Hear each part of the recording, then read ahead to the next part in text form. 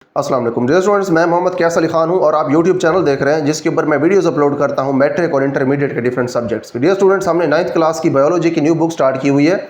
इस लेक्चर के अंदर हमने पहले चैप्टर का टॉपिक जो देखना है, उस टॉपिक का नेम है साइंटिफिक मेथड। इस टॉपिक के अंदर हमने ये देखना है कि जो साइंटिफिक प्रॉब्लम होता है उसको साइंसदान किस तरह से सॉल्व करते हैं, उस प्रॉब्लम का जो सोल्यूशन होता है उसमें कितने स्टेप्स इन्वॉल्व होते हैं।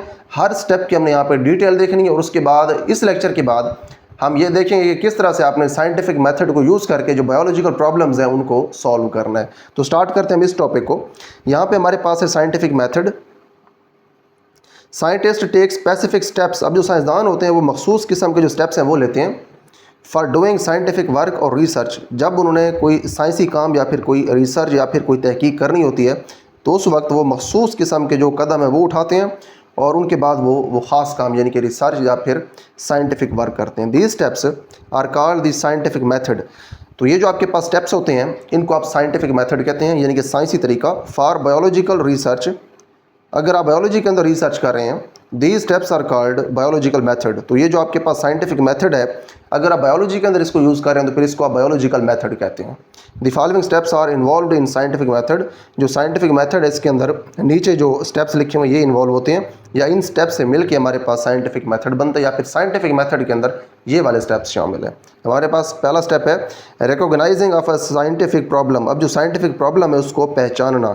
देखिए, जो साइंटिफिक मेथड है बेसिक इसका पर्पज़ है साइंटिफिक प्रॉब्लम को सॉल्व करना। जो साइंटिफिक प्रॉब्लम है वो हमें पता होगा तभी तो उसको हम सॉल्व कर सकते हैं। इसलिए जो पहला स्टेप है साइंटिफिक मेथड का वो है recognition of scientific problem. Scientific problem की शनाख्त, उसको पहचानना कि प्रॉब्लम असल में है क्या।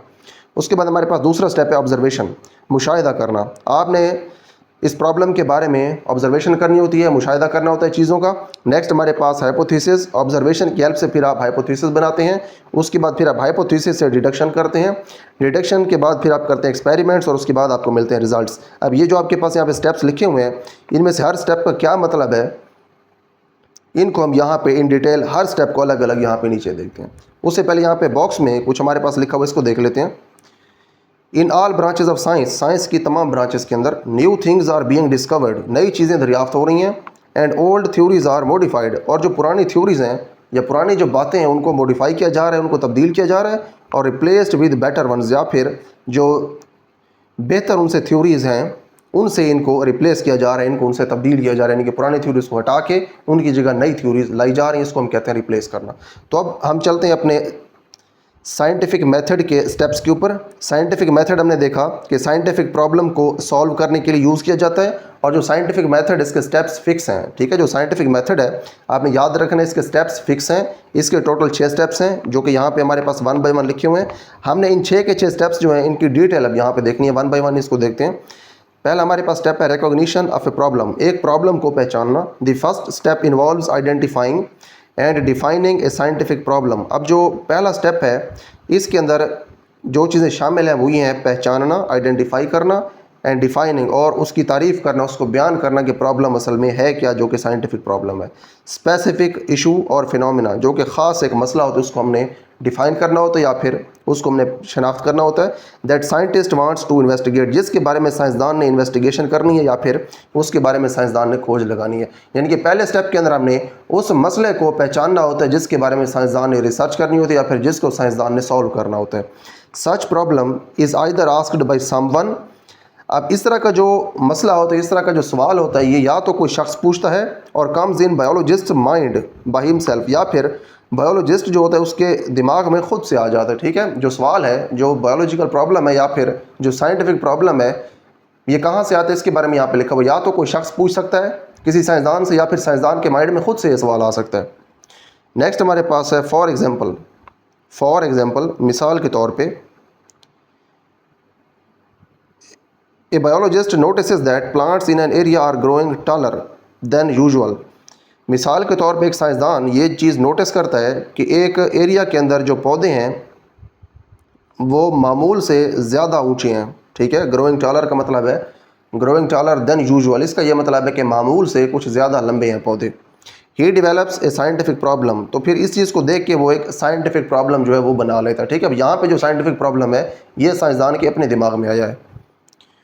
What factors are responsible. अब जो बायोलॉजिस्ट है वो साइंटिफिक प्रॉब्लम इस तरह से बना रहा है, व्हाट फैक्टर्स आर रिस्पॉन्सिबल, कौन से अवामिल हैं जो कि ज़िम्मेदार हैं for the increased growth of these plants, इन पौधों की जो ज़्यादा नशोनुमा है, बढ़ी हुई नशोनुमा है, इसके लिए कौन से जो फैक्टर्स हैं, कौन से अवामिल हैं वो ज़िम्मेदार हैं। यानी कि यहाँ पे हमारे पास जो बेसिक प्रॉब्लम है वो ये है कि कौन सी वो चीज़ें हैं, कौन से वो फैक्टर्स हैं जिनकी वजह से ये जो पौधे हैं ये ज़्यादा लंबे हो रहे हैं। This problem becomes the starting point for a scientific inquiry. अब ये जो प्रॉब्लम है ये एक साइंटिफिक इंक्वायरी जो है उसके लिए एक स्टार्टिंग पॉइंट बन जाता है, वो नुक्ता बन जाता है जहाँ से उसको साइंटिफिक मेथड उसने स्टार्ट करना है। तो यहाँ पे हमारे पास पहला स्टेप था साइंटिफिक मेथड का, रिकॉग्निशन ऑफ ए प्रॉब्लम। पहले स्टेप के अंदर हमने ये देखना होता है कि जो प्रॉब्लम है ये असल में है क्या, ठीक है, प्रॉब्लम को पहचानना, ये साइंटिफिक मेथड का पहला स्टेप है। पहला स्टेप हमने देख लिया। उसके बाद हमने देखना है कि जो साइंटिफिक मेथड है इसका दूसरा स्टेप क्या है। प्रॉब्लम को हमने समझ लिया, शिनाख्त कर लिया, पता चल गया कि प्रॉब्लम है क्या, इसमें क्या चीज़ पूछी हुई है, सवाल क्या है। उसके बाद दूसरा स्टेप हमारे पास है ऑब्जर्वेशंस। उसके बाद हमने ऑब्जर्वेशंस करनी है, कुछ चीज़ें देखनी है, ठीक है, चीज़ें देखना, चीज़ों का मुशाहिदा करना, इस चीज़ को हम ऑब्जर्वेशन कहते हैं। दूसरा हमारे पास स्टेप है साइंटिफिक मेथड का observations. Scientist make observations about the problem. अब जो साइंसदान हैं वो इस प्रॉब्लम के बारे में ऑब्जर्वेशंस करते हैं, मुशाहिदात करते हैं। दे यूज़ 5 सेंसेस, वो अपनी 5 हिस्से इस्तेमाल करते हैं जिनके अंदर सूंघने की हिस्सा है, देखने की है, चखने की है, छूने की हिस्सा है, ठीक है, सुनने की हिस्सा है। इस तरह के हमारे पास जो 5 हिस्से हैं, 5 सेंसेस हैं, इनको इस्तेमाल करते हैं फॉर मेकिंग ऑब्जर्वेशंस, मुशाहिदात करने के लिए, ठीक है। They also read and study the previous researches on the same और रिलेटेड प्रॉब्लम्स। इस सेम मसले के ऊपर या फिर इस मसले से रिलेटेड जो और मसाइल हैं, रिलेटेड प्रॉब्लम्स हैं, उनके ऊपर जो प्रीवियस रिसर्चेस हैं, जो रिसर्च पहले हो चुकी है, उनको भी वो स्टडी करते हैं, ठीक है। ऑब्जर्वेशंस में भी क्वालिटेटिव और क्वांटिटेटिव। अब जो ऑब्जर्वेशंस हैं ये क्वालिटेटिव भी हो सकती हैं और क्वांटिटेटिव भी हो सकती हैं, ठीक है। इसका मतलब ये है कि जो ऑब्जर्वेशंस हैं ये या तो क्वालिटी के ऊपर डिपेंड करी होंगी जो आप ऑब्जर्वेशन करेंगे, या फिर ये क्वांटिटी के ऊपर डिपेंड करेंगे, ठीक। क्वालिटी जो है वो ऐसी चीज़ें होती हैं जिनको आप एग्जैक्ट मैयर नहीं कर सकते। मिसाल के तौर पर किसी चीज़ का रंग कैसा है, किसी सब्सटेंस या कोई जो चीज़ पड़ी उसकी स्मेल कैसी है, इसको आप क्वालिटेटिव ऑब्जर्वेशंस कहते हैं। इस तरह के ऑब्जर्वेशंस को यहाँ पे क्योंकि रंग है और स्मेल है, इनको आप एग्जैक्ट मैयर नहीं कर सकते। लेकिन जो क्वांटिटेटिव ऑब्जर्वेशंस होती हैं इनको आप एग्जैक्टली मैयर कर सकते हैं, क्योंकि आपने क्वांटिटी एक मिकदार बतानी होती है। तो यहाँ पे देखिए दोनों तरह की जो ऑब्जर्वेशंस हैं उनके बारे में अलग-अलग से लिखा हुआ है। सबसे पहले हमारे पास है क्वालिटेटिव ऑब्जर्वेशंस, इसको देखते हैं। Qualitative observations involve observations that can not be measured with numbers. ये ऐसी ऑब्जर्वेशंस होती हैं, ऐसे मुशाहिदात होते हैं जिनको आप नंबर्स के अंदर मेजर नहीं कर सकते, ठीक है। फॉर एग्जाम्पल, मिसाल के तौर पे the colour and texture of a flower. एक जो आपके पास फूल है उसका कलर कैसा है, उसकी बनावट कैसी है, इसके साथ आप उसकी स्मेल भी ले लें वो कैसी है, इन चीज़ों को आप मेजर नहीं कर सकते, इसीलिए क्वालिटेटिव ऑब्जर्वेशंस हैं, ठीक है। क्वालिटी से यानी कि खसूसियत से ये रिलेटेड होती है। उसके बाद हमारे पास है क्वांटिटेटिव ऑब्जर्वेशंस। ये ऑब्जर्वेशंस एग्जैक्ट होती हैं, ये आप नंबर्स में बता सकते हैं।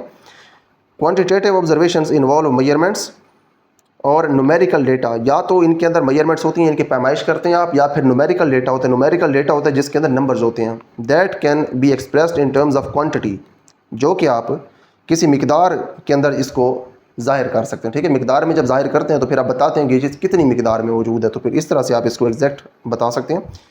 फॉर एग्जाम्पल, मिसाल के तौर पर the number of birds in a tree. मिसाल के तौर पर एक दरख्त के अंदर परिंदों की तादाद, ठीक है, इसको आप बता सकते हैं एग्जैक्टली।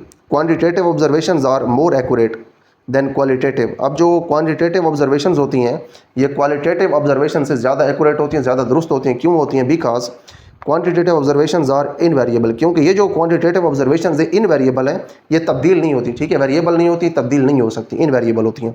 मेजरेबल, इनको आप मेजर कर सकते हैं, and can be recorded in terms of numbers, और इनको आप नंबर्स की शक्ल में रिकॉर्ड कर सकते हैं। क्योंकि जब आप इनको नंबर्स की शक्ल में रिकॉर्ड करते हैं तो ये फिर एग्जैक्ट मेजरमेंट्स आप इनको रिकॉर्ड करते हैं, ठीक है। इसमें फिर किसी किस्म का कोई शक भी बाकी रहता नहीं है। उसके बाद देखें, यहाँ पे हमने साइंटिफिक मेथड के 2 स्टेप्स सीख लिए। सबसे पहले हमने ये देखा कि जो पहला स्टेप है हमारे पास, उसके अंदर आपने प्रॉब्लम को रिकॉग्नाइज करना है। जो भी प्रॉब्लम दिया जाए साइंसदान को या फिर बायोलॉजिस्ट को, उसने सबसे पहले ये देखना होता है कि प्रॉब्लम असल में है क्या, उसने प्रॉब्लम को पहचानना होता है। दूसरे स्टेप के अंदर साइंसदान ने ऑब्जर्वेशंस करनी होती हैं, मुशाहिदात करने होते हैं। मुशाहिदात 2 तरह के हो सकते हैं, या क्वालिटेटिव हो सकते हैं जिसमें आप कलर चेक करते हैं, स्मेल चेक करते हैं, टेक्सचर यानी कि बनावट चेक करते हैं, या फिर जो ऑब्जर्वेशंस हैं वो हो सकती हैं क्वांटिटेटिव जिसमें आप एग्जैक्ट मेजरमेंट्स लेते हैं, ठीक है। उसके बाद तीसरा स्टेप है हमारे पास हाइपोथेसिस। यहाँ पे हमने ये देखना है कि साइंटिफिक मेथड के अंदर जो हाइपोथेसिस है इसका क्या मतलब है।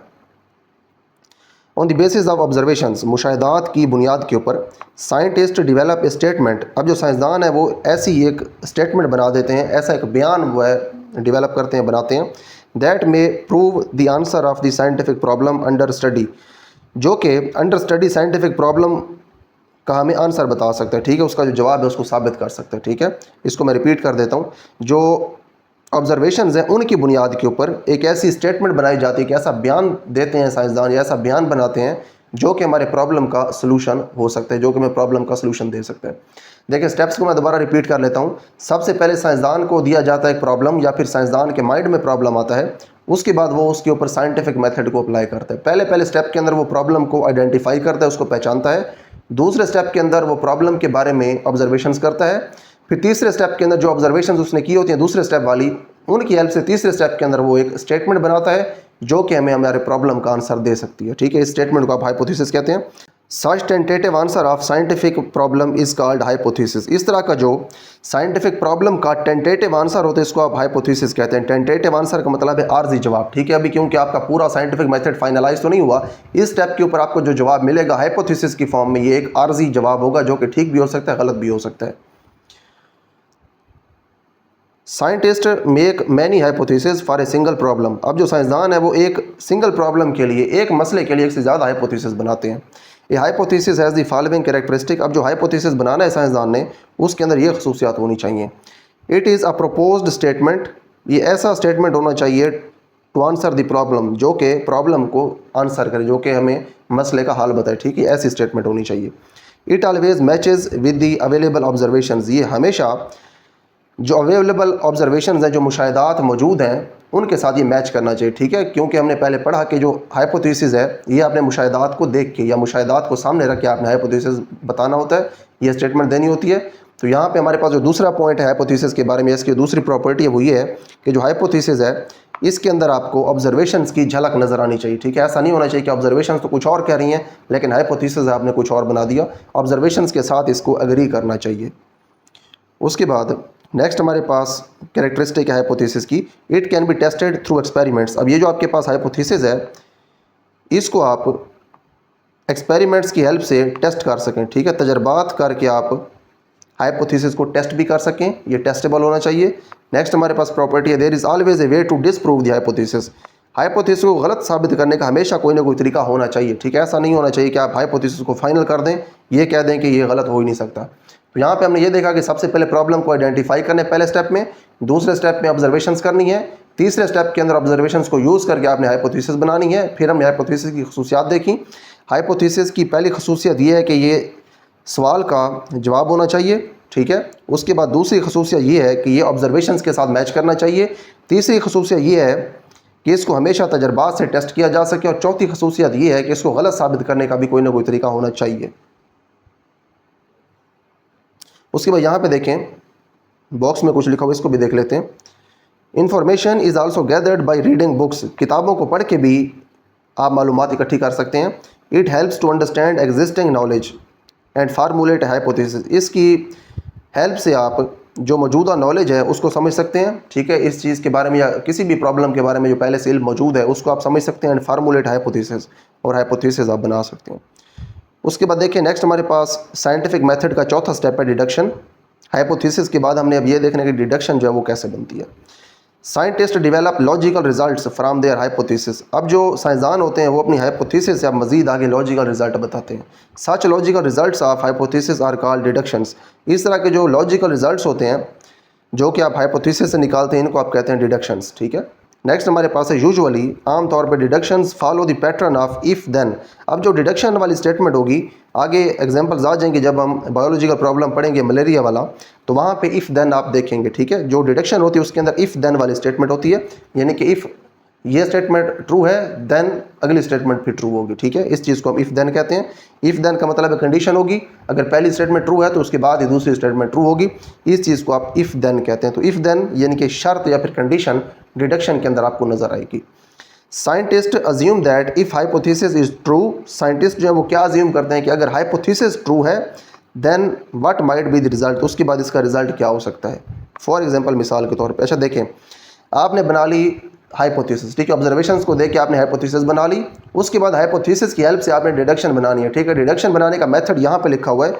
हाइपोथेसिस को आपने डिडक्शन में इस तरह से यूज़ करना है कि आप डिडक्शन लिखते हुए ये कहते हैं इफ़ हाइपोथेसिस इज़ ट्रू, क्योंकि जो हमने हाइपोथेसिस ली अगर वो दुरुस्त है देन, तो उसके बाद फिर what might be the result, उसके बाद रिजल्ट क्या होगा, ठीक है। आपने फिर आगे इसका रिजल्ट लिखना होता है हाइपोथेसिस के आगे। हाइपोथेसिस के साथ आपने इफ़ लगाना होता है कि अगर हाइपोथेसिस दुरुस्त हो तो इसका फिर रिजल्ट क्या होगा। ये चीज़ जो है इसको आप डिडक्शन कहते हैं, ठीक है। ये हाइपोथेसिस आपको मिलती है। फॉर एग्जांपल, मिसाल के तौर पे यहाँ पे देखें हाइपोथेसिस और डिडक्शन को उन्होंने लिंक किया है। सबसे पहले उन्होंने हमें एक हाइपोथेसिस बताई है, उसके बाद उन्होंने हमें ये दिखाया कि आप किस तरह से हाइपोथेसिस को इस्तेमाल करके डिडक्शन लिख सकते हैं। Leaf discoloration and stunted growth, अब पत्तों की जो डिस्कलरेशन है, पत्तों का रंग उड़ जाना, एंड स्टंटेड ग्रोथ, और रुकी हुई बढ़ोतरी, रुकी हुई नशोनुमा। स्टंटेड ग्रोथ का मतलब है अगर ग्रोथ रुक जाए उसको हम स्टंटेड ग्रोथ कहते हैं। इन प्लांट, एक पौधे के अंदर देखिए, पौधे के अंदर जो पत्ते हैं उनका कलर जा रहा है और जो ग्रोथ है वो रुक रही है। Are caused by a deficiency of iron in the soil, मट्टी के अंदर जो आयरन है उसकी कमी की वजह से ये होता है, ठीक है। पत्तों में से रंग ख़त्म होना और पौधों की जो ग्रोथ है वो रुक जाना, ये मट्टी के अंदर जो आयरन है उसकी कमी की वजह से होता है, ठीक है। ये हमारे पास है हाइपोथेसिस। अब हमने इस हाइपोथेसिस की हेल्प से नीचे डिडक्शन लिखनी है। If iron deficiency is causing the symptoms, अच्छा देखें यहाँ पे हमने क्या कहा था हाइपोथेसिस में। हाइपोथेसिस में हमने यही कहा था ना कि हमारे पास जो लीफ डिस्कलरेशन है और जो स्टंटेड ग्रोथ है किस वजह से हो रही है, आयरन डेफिशिएंसी की वजह से हो रही है। तो ये जो आपके पास ये बड़ी सी हाइपोथेसिस है इसको उन्होंने कम वर्ड्स के अंदर यहाँ पे लिख दिया है। ये आपके पास है hypothesis. If iron deficiency is causing the symptoms, यही बात यहाँ पे की गई थी कि जो आयरन डेफिशिएंसी है इसकी वजह से डिस्कलरेशन हो रही है और स्टंटेड ग्रोथ हो रही है। तो यहाँ पे इसको हमने शॉर्ट करके लिख दिया है, if iron deficiency is causing the symptoms, अगर आयरन डेफिशिएंसी ये वाले सिम्टम्स की वजह बन रही है। सिम्टम्स कौन से हैं? सिम्टम्स कहते हैं हम अलामात को, यानी कि पत्तों की डिकलरेशन, डिस्कलरेशन या फिर स्टंटेड ग्रोथ। अगर इन चीज़ों की आयरन डेफिशिएंसी वजह बन रही है तो उसके बाद क्या होगा, देन, ठीक है। यहाँ पे देखें देन आ गया, यहाँ पे आपके पास इफ़ आया, इफ़ के बाद आती है आपके पास हाइपोथेसिस, वो हमने यहाँ पे लिख दी। उसके बाद आता है देन, कि अगर ये हाइपोथेसिस ट्रू हो, इस तरह से। अच्छा देखें यहाँ पे लिखा हुआ क्या है हमने हाइपोथेसिस के अंदर। हाइपोथेसिस के अंदर हमने लिखा कि जो सॉइल के अंदर आयरन की डेफिशिएंसी है ये इस चीज़ की वजह बनती है। हमारे पास हाइपोथेसिस दुरुस्त भी हो सकती है, गलत भी हो सकती है। डिडक्शन के अंदर आप लेते हैं इसका दुरुस्त वाला केस, क्योंकि हाइपोथेसिस जब हमने पढ़ी थी तो हमने कहा था कि हाइपोथेसिस को गलत साबित करने का हमेशा एक तरीका होना चाहिए। इसका मतलब ये हुआ कि जो हाइपोथेसिस है ये या तो दुरुस्त होती है या फिर गलत होती है। लेकिन डिडक्शन जब आप हाइपोथेसिस से लिखते हैं तो डिडक्शन के अंदर आप हाइपोथेसिस को दुरुस्त मानते हैं। आप ये कहते हैं कि अगर आपकी हाइपोथेसिस ट्रू हो, जैसे कि यहाँ पे लिखा हुआ है कि अगर आयरन डेफिशिएंसी सिम्टम्स की वजह बने, ठीक है। अगर आयरन डेफिशिएंसी सिम्टम्स की वजह बनती है, इसका मतलब ये अगर हाइपोथेसिस ट्रू होती है तो उसके बाद होगा क्या, देन ये हमें रिजल्ट मिलता है। Adding iron to the soil will improve the colours of leaves and promote plant growth. तो अगर आप मट्टी के अंदर आयरन को ऐड कर देते हैं, ठीक है। Adding iron to the soil का मतलब अगर आप मट्टी के अंदर आयरन को ऐड कर देते हैं तो इससे होगा क्या, will improve the colours of leaves, तो इससे फिर जो पत्ते हैं उनके जो कलर्स हैं वो बेहतर होंगे। एंड प्रमोट प्लांट ग्रोथ, और इससे जो पौधे की ग्रोथ है ये भी प्रमोट होगी, पौधे की ग्रोथ भी ज़्यादा होगी। तो यहाँ पे देखिए हमने हाइपोथेसिस की हेल्प से डिडक्शन लिखी। पहले हमने हाइपोथेसिस के अंदर ये कहा कि जो आयरन की कमी है मट्टी के अंदर, उसकी वजह से जो पौधे हैं उनके पत्तों का रंग उड़ रहा है और उनकी जो ग्रोथ है वो रुक रही है। तो हमने डिडक्शन के अंदर हाइपोथेसिस को इस्तेमाल किया। हमने कहा अगर हाइपोथेसिस दुरुस्त हो, यानी कि अगर आयरन की डेफिशिएंसी इन चीज़ों की वजह बन रही है, तो उसके बाद अगर आप आयरन को मट्टी में डाल दें, ठीक है, जिस मट्टी से जो आपका पौधा है उसने न्यूट्रिएंट्स लेने हैं, खुराक अपनी लेनी है, अगर आप उस मट्टी के अंदर आयरन को डाल दें तो उसके बाद होगा क्या, it will improve the colours of leaves, तो इससे जो पत्ते उनके जो रंग हैं वो बेहतर होंगे और जो ग्रोथ है प्लांट की वो भी बेहतर होगी, ठीक है। तो इस तरह से आपने हाइपोथेसिस और डिडक्शन को आपस में लिंक करना है, या फिर डिडक्शन को आपने हाइपोथेसिस की हेल्प से लिखना है। उसके बाद नेक्स्ट हमारे पास हमारा 5वां स्टेप है एक्सपेरिमेंट्स। ये देखते हैं, it is the most basic step of scientific method, ये साइंसी तरीक़ेकार का सबसे बुनियादी स्टेप है। Scientist perform experiments to test all hypothesis, अब जो साइंटिस्ट हैं वो तमाम हाइपोथेसिस को टेस्ट करने के लिए एक्सपेरिमेंट्स अप्लाई करते हैं, एक्सपेरिमेंट्स परफॉर्म करते हैं। इन ए सक्सेसफुल एक्सपेरिमेंट, एक कामयाब तजर्बे के अंदर, one hypothesis is proved correct and the alternate hypothesis are proved incorrect, एक हाइपोथेसिस को आप दुरुस्त साबित करते हैं और इसके अलावा जो अल्टरनेट हाइपोथेसिस होती हैं, इसके मुतबादिल जो हाइपोथेसिस होती हैं उनको आप गलत साबित कर देते हैं। क्योंकि यही बात हमने कही थी कि जो हाइपोथेसिस हैं, जब हमने पढ़े थे हमने वहाँ पे ये कहा था कि जो हाइपोथेसिस हैं एक से ज़्यादा हो सकते हैं, ठीक है।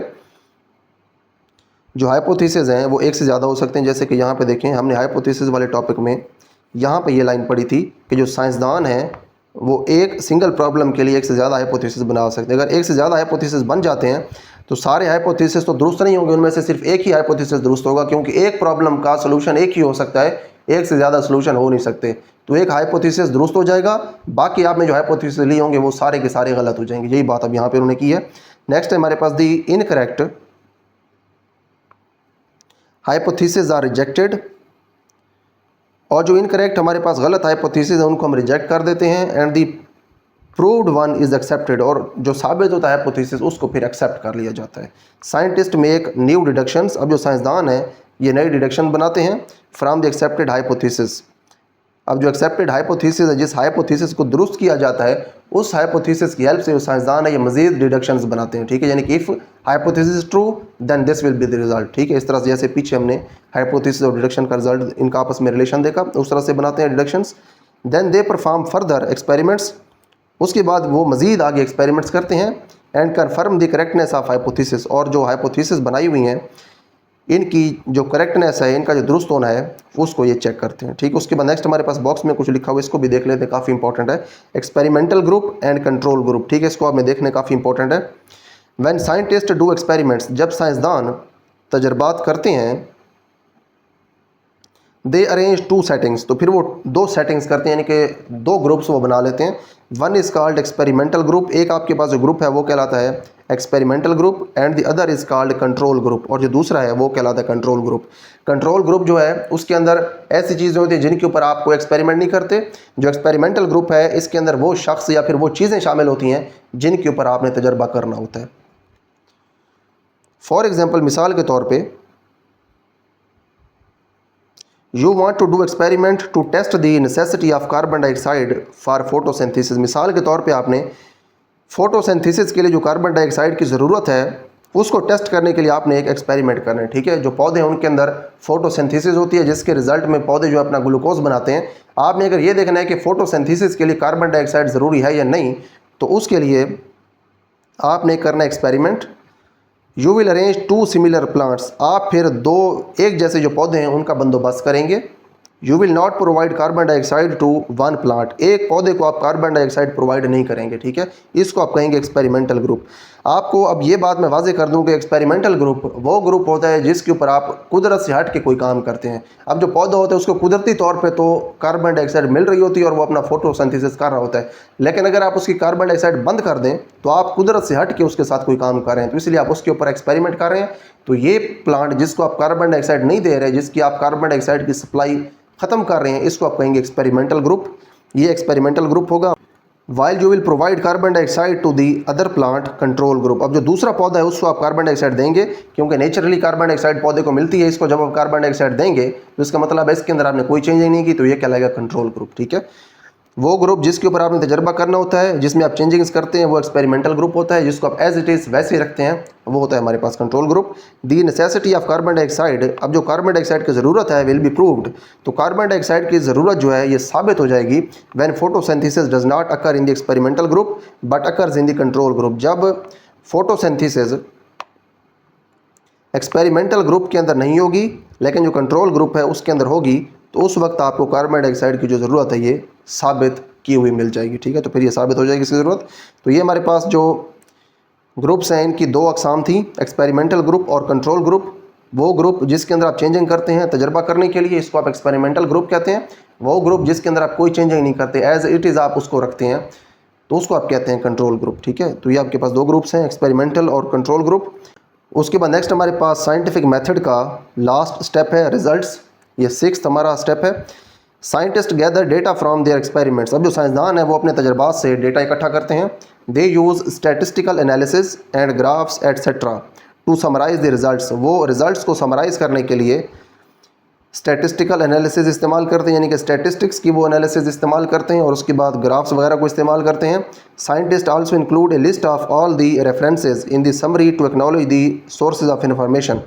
अब जो मालूमात उन्होंने ली होती है इस मसले के हल के लिए, उन तमाम सोर्सेज को एक्नॉलेज करने के लिए, उनको तस्लीम करने के लिए वो समरी के अंदर जितना भी वो काम करते हैं उसका वो रेफरेंस देते हैं। ठीक है, जहाँ जहाँ से उन्होंने कोई इन्फॉर्मेशन ली होती है तो इन्फॉर्मेशन के उस सोर्स का रेफरेंस वो समरी के अंदर देते हैं। ठीक है, scientist publish there findings in scientific journals and books. अब जो साइंसदान हैं उनकी जो फाइंडिंग्स होती हैं वो साइंटिफिक जर्नल्स और बुक्स के अंदर अपनी फाइंडिंग्स को पब्लिश करते हैं, शाये करते हैं। They also share the findings with other scientist. वो दूसरे जो साइंसदान होते हैं उनके साथ भी अपनी जो फाइंडिंग्स होती हैं, जो उन्होंने खोज लगाई होती है, उसको शेयर करते हैं। फॉर दिस पर्पज़, इस मकसद के लिए, they create a scientific report, वो एक साइंटिफिक रिपोर्ट बनाते हैं। एंड गिव प्रेजेंटेशन, और उसके बाद वो इसकी प्रेजेंटेशन देते हैं, यानी कि इसको वो बयान करते हैं इन नेशनल, कौमी and international meetings and seminars.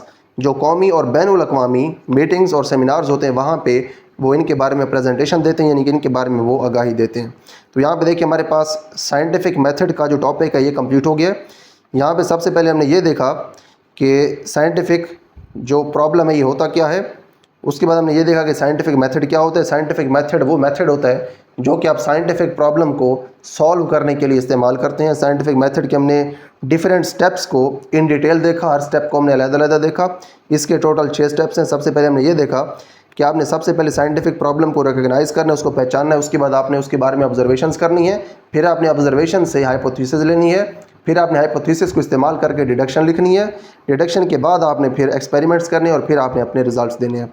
तो ये हमारे पास साइंटिफिक मेथड का टॉपिक था, ये कंप्लीट हो गया। इसके बाद नेक्स्ट हम स्टार्ट करते हैं अपना टॉपिक थ्योरी एंड लॉ, जिसे आप प्रिंसिपल भी कहते हैं लॉ को। ठीक है, ये हमारे पास सेक्शन है 1.7, इसको अब स्टार्ट करते हैं।